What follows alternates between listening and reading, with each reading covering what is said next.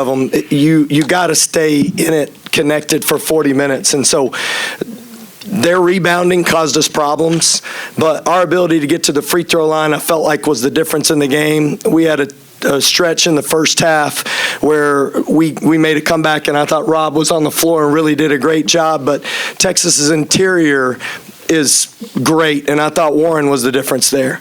And Warren just did a phenomenal job. They just didn't get a lot of interior baskets with their front line. And then Max got going, and then Joe guarded him, and I thought really quieted that part of it. So when we needed to step up defensively, I thought we did. And getting to the free throw line, I thought was the difference in the game. Questions for Warren and Joe? Then we'll go to Coach. Joe, you guys were kind of settling for jump shots a little bit there, then you kind of became the aggressor there. Did you just kind of see that you guys needed a little bit more flow offensively and kind of took it upon yourself to do that? Not really. I mean, Coach was just telling us to be aggressive, and I just felt like, I had to tell the guys, let's be aggressive. Even me, I was settling for jump shots. I mean, I made a couple early, but the point of emphasis was to be aggressive and be the aggressor and go hit first. So we just wanted to come out with a punch. This question's for Warren. It seemed like, you were able to kind of get what you wanted down there in the interior against Caden Shedrick and some of Texas's bigs. Just talk about, kind of how you're able to manipulate your game tonight against Texas. First of all, I just want to say Texas was a really good team, and they did a great job. But I feel like the way I played on offense goes to show just the work I've been putting in off the court. In the beginning of the season, I feel like I wasn't making the shots I usually make, and I put extra hours in the gym, and I just feel like it showed today. Yep. Warren, all the distractions around the team last couple of days, how are the players able to kind of block that out and come down here and play? It's simple. We're a family, and we had one goal in mind when we came here is to win, and we weren't thinking about anything else but winning and giving to each other and pushing each other and doing what we got to do as far as just winning. Yeah, Grant, how were you guys able to neutralize them, their interior guys, offensively in the second half? I feel like it was just a team effort. It goes to show also the plan the coaches put in defensively. I feel like it was a great plan, and we executed the plan they gave us, and it worked. And then kind of for both you and Joe, what was just kind of down the stretch, being able to clamp down and make sure that they weren't able to come back the way that some teams kind of had on you guys a little bit this year, but that's something you've gotten better at. A key thing that was said in our huddles a lot is just getting a stop. We weren't really worried about offense. We understood if we got stops, our offense would flow right, and we get buckets naturally. So our only focus was clamping down and just getting stops.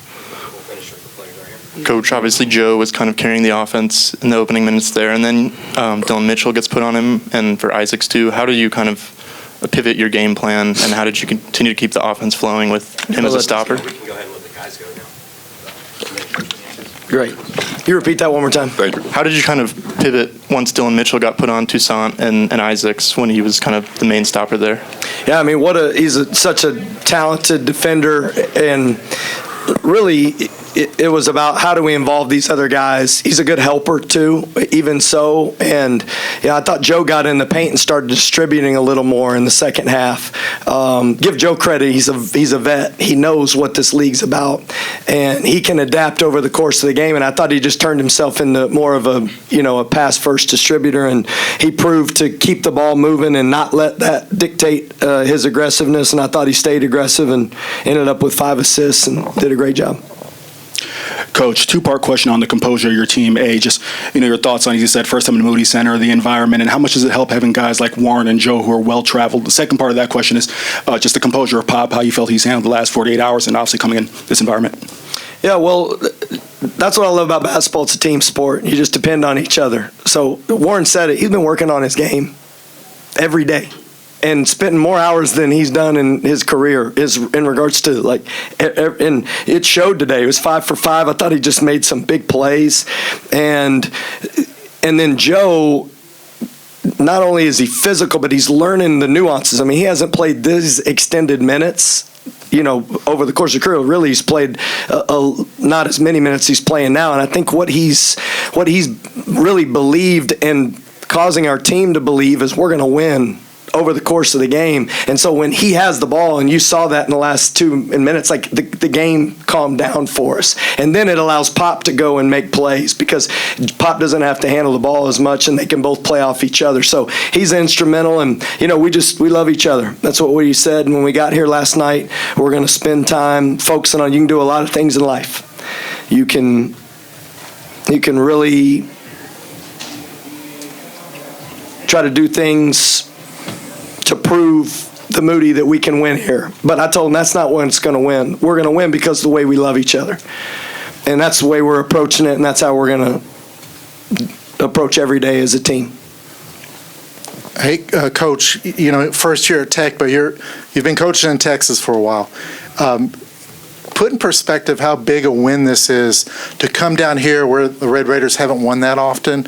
I mean, the celebration kind of spoke to how big it was for the guys.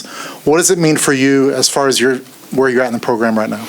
Well, one of my first times going in a game was actually at the Irwin Center, and Tom Penders was the coach. I didn't, but I went in the game, and obviously I wasn't on the scouting report because Coach Penders goes, "Who the blank is that?"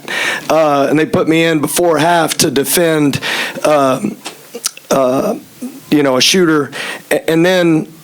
I was blessed to be on a team that actually won here one time, and we celebrated as much in this locker room as we did in any win ever. And so I told the guys, it just is what it is in the state. Obviously, a ton of respect for the program.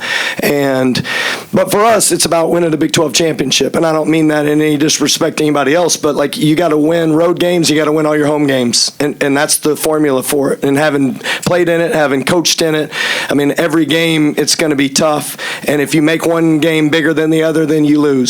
And I think this was about how is our approach, about the way we love each other, and how do we play our best basketball in order to give ourselves a chance to win, and our guys did that. How big was it for you guys to have that kind of stretch of the last couple of non-conference games where you weren't letting teams get back into it, you were clamping down the second half, and then it comes up in this game, and you guys did the same thing, you did those couple of games there? Yeah, there's two parts to closing games, especially defensively. Is one, you got to really commit to your game plan, right? And you can't overreact and foul and do things that put yourself in a bind. And they are so physical and aggressive. They caused us some problems, got out in transition. That's when the game started getting away from us. They started drawing fouls, and we started panic shooting, and you can't do that. But I thought the last 3 or 4 minutes, we actually made them take the shots that we wanted. And I thought that composure allowed us to get stops and get rebounds. So it was a commitment to the game plan and our guys' physicality and growing as a team that learns that you get stops. That's how you close games.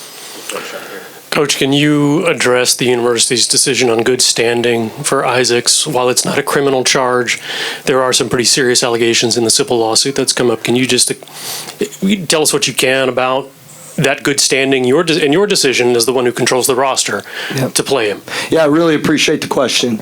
And the statement that was made by the university is the one that I'm going to stand by, and we're committed to that.